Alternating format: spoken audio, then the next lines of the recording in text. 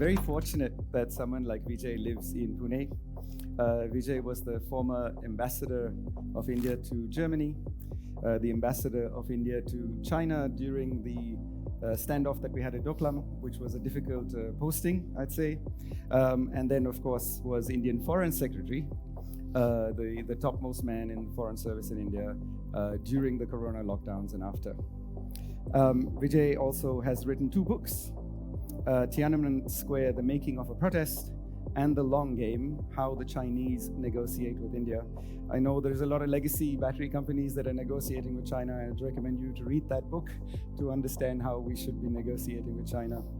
Vijay, we're always very, very excited to have you at our campus. You're our most favorite person here, so thank you for having made the time to be with us. Thank you, Ravin. It's a pleasure to be here. I'm going to start by asking you a question which is more philosophical before we talk about the geopolitics of the world. And that question, since we last met, is, it's December 2024. How are you feeling about the state of the world? Well, I think we're going to see considerable change in the next 12 to 18 months. We can't anticipate everything, but I think Trump's election is a major watershed. I'd say that for the United States and the world, this is probably the most important election after 1980, when President Reagan assumed office, and it led to the end of the Cold War and unprecedented American prosperity for 20 years, when the United States became the unipolar power. This is a watershed election. So the implications are going to be global, because the United States is still the most advanced country technologically, militarily, and geopolitically.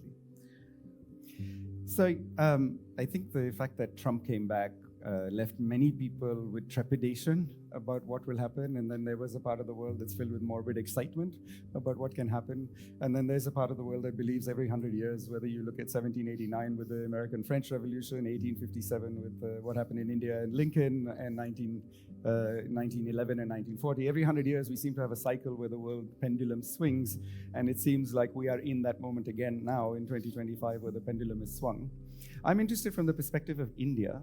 What does Trump mean for India as question 1, and then for India and the Indo-Pacific as question 2? Yeah, well, I just want to start by saying that Trump's election is in a sense a watershed. Because after Reagan, what you saw was status quo presidents of the United States from George Bush Sr. up to Obama and even Biden, who were essentially just maintaining the dominance of the United States in the world. I think this election was important not because it was one between Republicans and Democrats. It was an election between those who still felt that the United States must invest in a global order it has built, and that order is both political and economic, and the increasing number of Americans who felt that too much of American blood and treasure had been spent on others at the cost of middle-class America, on its infrastructure, on its industry, on its employment, and so on. So Trump, in a sense, I think, is the symptom. The problem is in the middle of America. And this election, in a sense, established that the thinking that the United States could continue on the same track and would get support from its domestic constituency was finally sort of blown away. Now, what Trump does, whether he actually does something to make America great again, if I may use this phrase, is another matter. But he has the mandate. He has the majority in both houses, and he has 50% of the mandate. So for the whole world, what Trump says and does is going to matter. For India, it matters simply because it was really President Trump who established the foundational agreements of the Indo-US strategic partnership. It's not very well known that between 2016 and 2020, the key agreements were signed which have allowed the transfer of technology, including sensitive dual-use technology, to India. So in that sense, he was good to India in the first term in the national security context. In the economic context, it's a mixed picture, because he's a transactional president, and where interests did not converge, and Iran was a classic case, he simply brushed aside India's interest and said we have to reduce our oil imports overnight from 27 million tons annually to zero. He removed India from the list of the GSP countries. He slapped tariffs on steel, aluminium, a whole host of other items. And he used the words tariff king to describe India. So I'd say that in the second term of the Trump administration, while on the national security front, we are going to see a president who thinks America's interests converge with India's in the Indo-Pacific, I would not be so optimistic about the economic consequences, because Trump's basic approach is there has to be reciprocity. And he will leverage American power to ensure that market access is obtained. So we are going to see more pressure to buy defense equipment, more pressure to buy oil and gas and energy, opening markets to medical devices, including stents, knee replacement and other joints, other such equipment. We are going to see duties on textiles and pharma, which are major exports to the United States. And we are going to have to buy more American agricultural products. If we do so, and a trade deficit can be shown as having reduced, the trade deficit is about $40 billion if you count goods and services, I think we will have a relatively smooth relationship. So I think the government of India has to be ready to do deals, because that's how Trump works. And we should not underestimate China's capacity to do a deal. So whereas there's a structural problem between the United States and China, their leaders are actually very pragmatic and are quite capable of doing deals if it means you sort of deflect Trump's attention to somewhere else. Excellent answer, Vijay. And I take your point that it's a watershed moment for America. 2025 in the US is almost 2014 in India, when everything changed and will never go back to the way it used to be. That status quo is gone.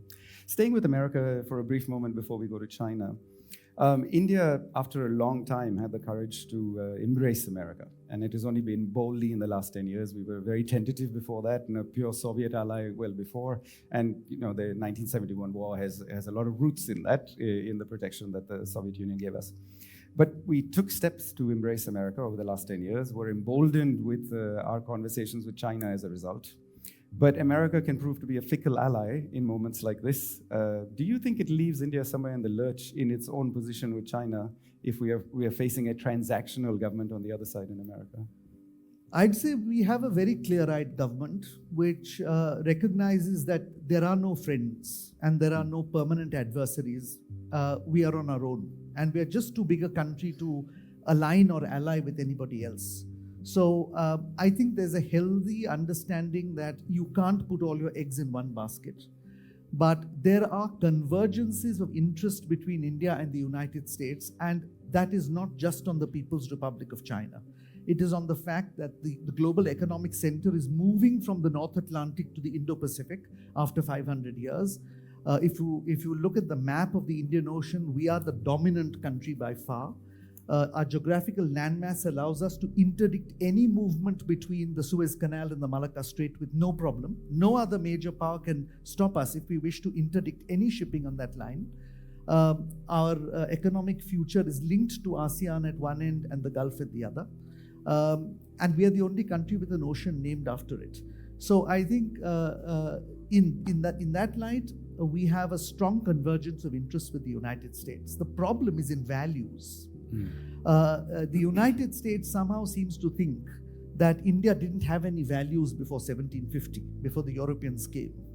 And I think they need to understand that a country which dominated the world for at least 1500 years surely had some ethics and values. It couldn't possibly have survived as a major economy and polity with no values. I think on the other hand, we have to understand that in the United States, values are important. They may not be important for us domestically in our own politics, but they are in American politics. You can't think that simply because there is a convergence of national security interests, the Americans are going to forget about values. So democracy, human rights, the rule of law, and so on, unfortunately, does play a role in shaping American foreign policy vis-a-vis India. If we get the balance of values and interests right, I don't think it's a fickle ally. I would say it's a strong partner. And I think it is on that basis that, at least as far as I can make out, our government is proceeding. Now, will there be hiccups along the way? Of course there will, because there are elements in the United States which, for various reasons, don't wish to see a strong India. And I don't blame them. You have a number of factors going for you where you can challenge the United States in 20 or 30 years. But I still think that on balance, the convergence is greater than the divergence. You use the word dominate, the Indian Ocean and our capability to do so. Yet I'm going to press you a little bit on that domination, because for the last 30 years, China has had its foreign policy initiatives of India on the string of pearls, which is to encircle us by creating either fortresses or instability around us. And whether you look at Pakistan, Maldives, Sri Lanka, Burma, Bangladesh, it almost seems like they have achieved that. Are you worried on the state of affairs and the success of the string of pearls, Belt and Road initiatives to block us in? I don't think I'm worried, simply because I think we sometimes wring our hands quite needlessly about the fact that we've lost our backyard. The fact is, in a globalized world, nobody has a backyard. Where is the Monroe Doctrine in Latin America? The Chinese and the Russians are all over the place. Where is the Russian Empire in Eastern Europe and Central Asia? NATO is knocking on the doors of Russia. And China, which dominated Southeast Asia, have the Japanese and the Americans there. And since you're partially from Australia, the Australians thought the South Pacific was their backyard, and you have the Chinese knocking around there. So, to my opinion, there is no exclusive backyard anymore. You have to protect your core interest in shared spaces, and I think we are quite capable of doing that. Provided we don't overreach, and sometimes if you tend to think you're a great power before you're actually one, you do tend to overreach. And it is my belief that the Chinese are overreaching at this point of time. If we don't overreach, then I think we have a fairly steady course, and your influence in the Indo-Pacific is going to grow and grow, simply because demographics, geopolitical location, size of your economy, is all going to make a difference one way or the other in the next 20 years. So what worries me about Europe is that, unlike America, which is a fortress, Europe, with the conglomeration of states and their inability to see the same way on China, isn't able to protect itself on China. And so you might have what happened in Australia with the automotive industry happen in Europe with the automotive industry today. A Mercedes-Benz or a Volkswagen, it tends to pale in comparison to a BYD, and a BYD is a third of the price. And that tends to put a little bit of pressure on the economies. And yet, we want to build ourselves as an export hub. It is being challenged on all sides by China, and they have the economic advantage, which we'll come to next. From the policy perspective, is this something that's being discussed in foreign policy circles in India of, export hub, but to where? I think it is. I think there is a realization that you can't grow an economy from 4 trillion to 10 trillion if you only look at domestic consumption. It's never happened in the world.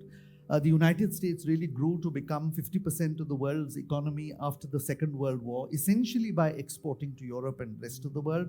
That's what China has done as well. I think there is an effort in fits and starts, I'd admit, to build up the Indian economy as an export-oriented economy, but not to make not to follow the China model, which is to suppress domestic consumption while supporting exports. Because as we are seeing today in China, that's become a problem. You have falling exports because of overcapacity, trade defense measures, and so on.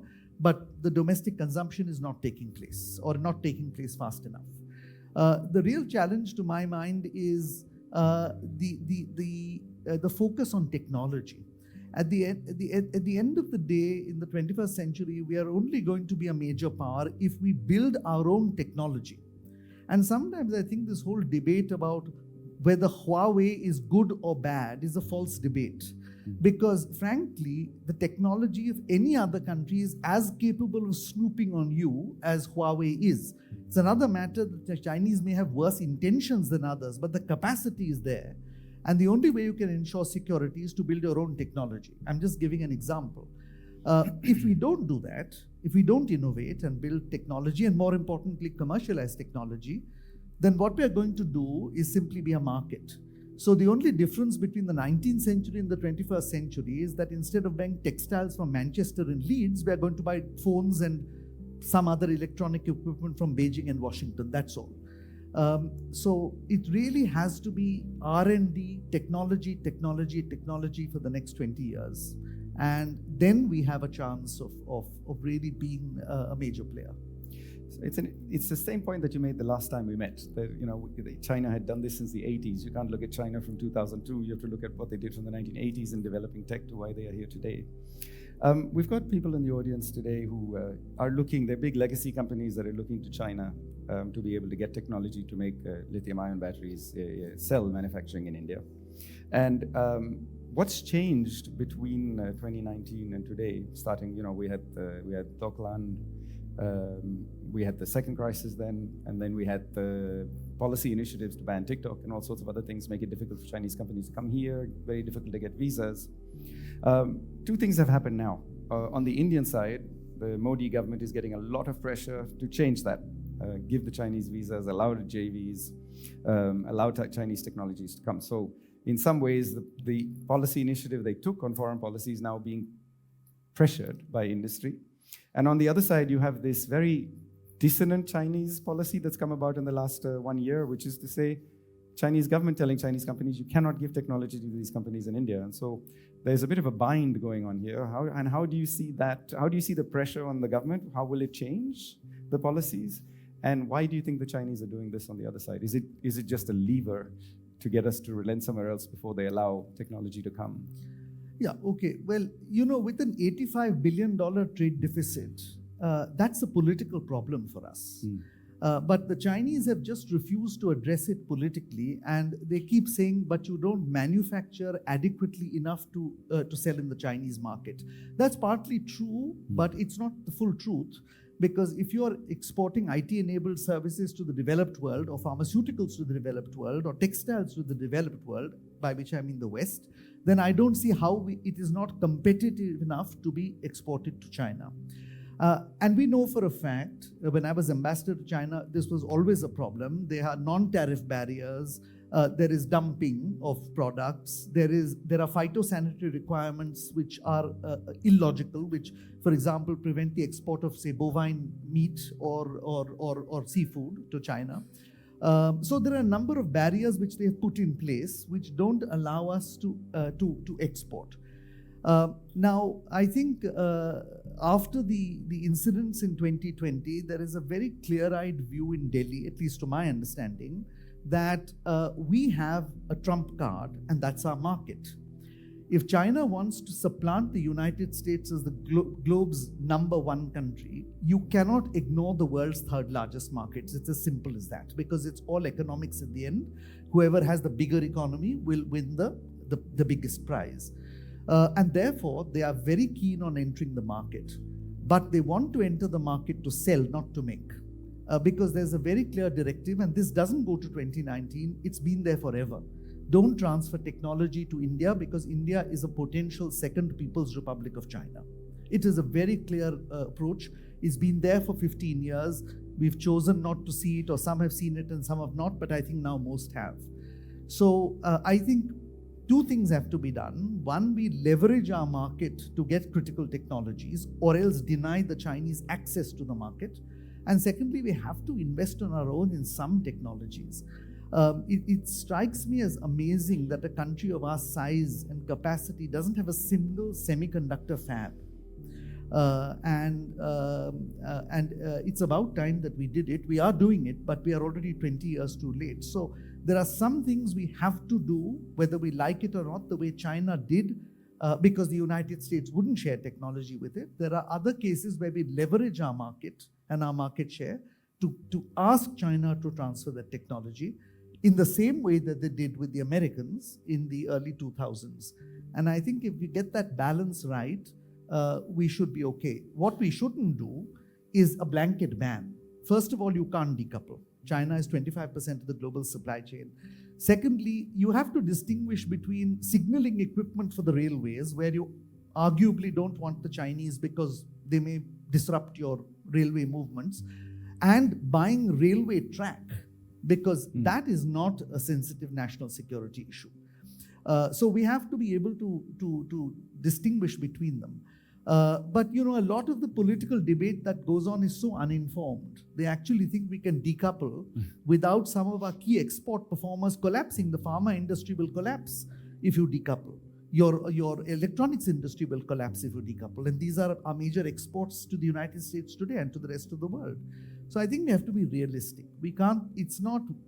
Pendulum can't swing from getting everything from China to getting nothing from China. We have to have some balance there. I'll ask a couple more questions before we open questions to the audience. I'm sure a few people might have some questions for you. I'd like to take you to India's perennial friend, Russia, and the pickle that Russia is in at the moment. I've heard Russia being called now a vassal state of China because so much support is coming on the Ukraine war. We have a relationship with Russia. China has a relationship with Russia. China and India view each other with some suspicion, and yet there's pragmatism in the relationship. Do you see this evolving in any particular way over the next 24 months? That is the Russia-China relationship? And us in the middle of all of that. Yeah. Well, I think let's first stop reading what the West says about Russia. Right? Historically, Russia has been a major creative force for the last 200 years. If you look at music, science, technology, art, literature, Russia dominates the world in all this, including during the time of the Soviet Union. Okay, they didn't make planes that looked as nice or tanks that were as comfortable, but they were the only other superpower which could build the jet engine and all the other technologies. And that core capability remains. China, by the way, cannot make a jet engine today, despite having invested $50 billion in that exercise, right? So first of all, Russia is not going to disappear. Secondly, Russia is not losing this war. It may not be winning this war, but I don't think the Ukraine can ever get back what it has lost. And I think Trump will force a peace there, which will leave Russia with pretty much what it has. Thirdly, it's a country which has no fundamental conflict of interest with us. It has helped us in difficult times. We should not forget that. It's a sizable country with enormous resources that we need, from timber to uranium and everything in between. And it's a country on the other side of your adversary. So it makes perfect geostrategic sense not to alienate them. Finally, I don't think the Russians are comfortable in the Chinese embrace, which is why President Putin is ensuring that India remains on its right side. It's too big a country to become a junior partner to anybody. At the moment, I think the Europeans are following an extremely short-sighted policy of cutting the Russians off completely and not negotiating with them, and forcing, therefore, oil, gas, and everything else to be sold to the Chinese. But at some stage, when Trump does what he has to, I think the Europeans are going to come to their senses, and then Russia is going to be back in the game. I don't think at this stage we should abandon a friend. Excellent. So, two questions in terms of your own experience, Vijay. You were central to the negotiations during the Doklam standoff, I think. It would have been a difficult time for you. What were, from the perspective of industry leaders that deal with China but don't understand China, what were the key lessons that you took away from that negotiation and that period in your life? Well, I've actually never spoken about that because I'm not ethical to, so I won't go into that issue. But the book I've written, The Long Game, essentially takes 6 other incidents from 1950 to 2020, where we negotiated with the Chinese, and the last chapter really sums it up. I think really there have to be, for me, the 4 lessons were quite clear. There has to be unity of purpose. All wings of the government must talk in the same voice. You can't have the military, the political, and the diplomatic wings all talking differently. Secondly, there has to be a consistency of messaging to the Chinese, because the Chinese are looking for your bottom line. If your message is not consistent, they think your bottom line is still not there, and they therefore keep on pushing you to find your bottom line. Therefore, I think there has to be consistency of messaging.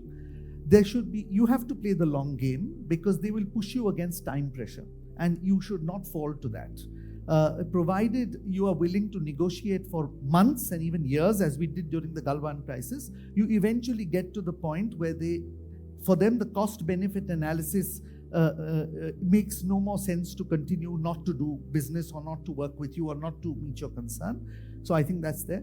Fourth, I think public messaging is important.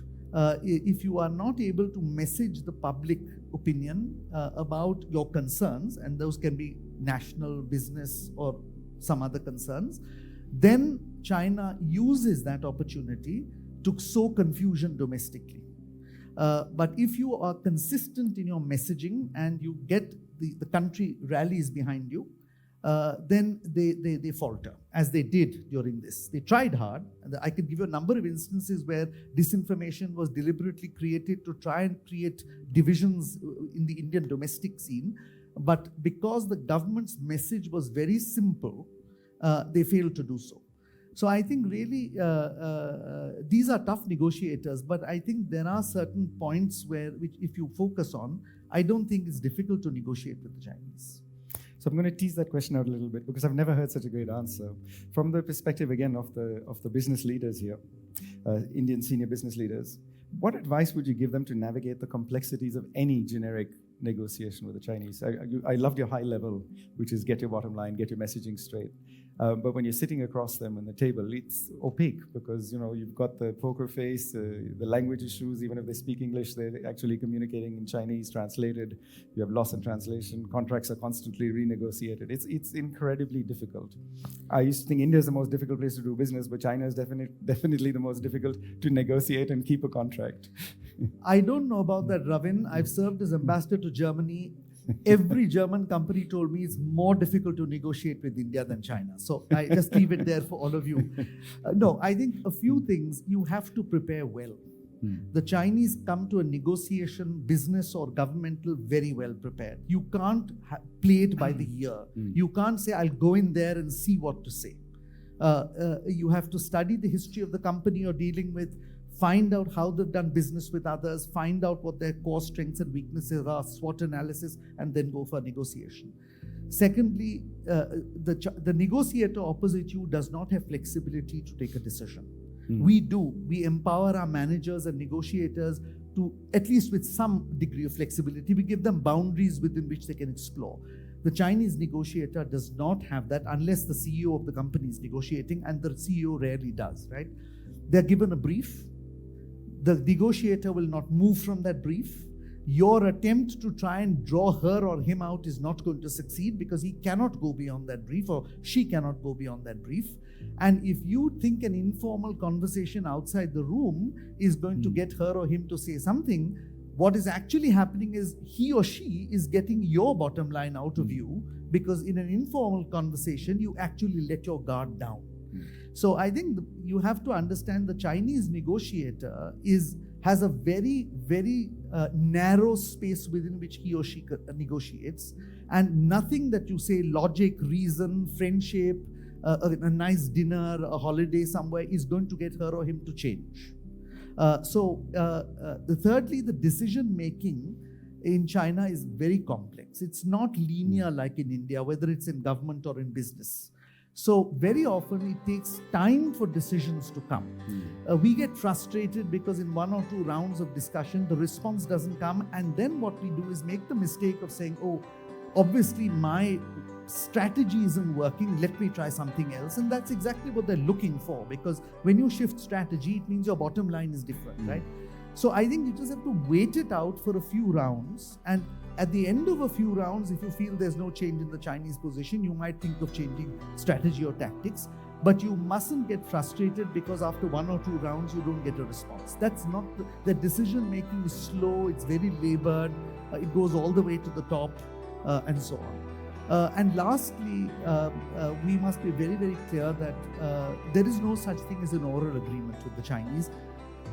I wouldn't even put store on a written agreement with the Chinese. The Chinese respect for an agreement is only so long as the balance of power does not shift enough for them to overturn the agreement, and that goes for business as much as it goes for government.